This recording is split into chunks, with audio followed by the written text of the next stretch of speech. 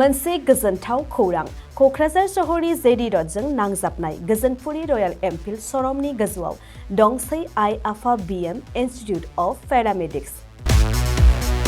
बे आइ आफा BM institute of पेरामेडिक्सआ नोंथांमोननो लानानै फैदों देहा जोथोन लाखिनायनि माखासे आयदाफोरनि गोदान सोलोंसालि।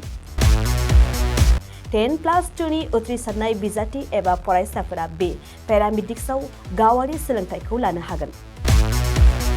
क'क्राझार सहरनि गोजोनपुरी एबा गांजिमा बाजारजों नांजाबनाय आइ आफा बिएम इन्स्टिट्युट अफ पेरामेडिक्सआ नोंथांमोननि थाखाय गोदान मुं थिसननाय आयदाफोरानो जादों medical laboratory technology, assistant nursing, first aid, patient care, dialysis technician, अटि टेक्निशियान, फिजियोथेरापि कर्सखौ 2 बोसोरनि गेजेरावनो आबुं खालामनानै BSS डिप्ल'माखौ लानो हागोन।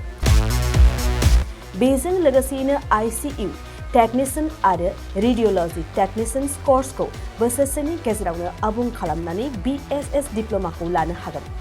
लोगोसे गासैबो डिप्ल'माखौ लानायनि उनाव सरकारि साख्रि मोननायनिबो सुबिदा दं। जुदि नोंथांमोनहा बेफोर कर्सनि थाखाय गोदानै मुं थिसननो गोसो दंब्ला आइ आफा बिएम इन्स्टिट्युट अफ पेरामेडिक्सनि नैबे मबाइल नम्बर 9821663110 एबा 6002559220 आव थोंजों सुलाद ला।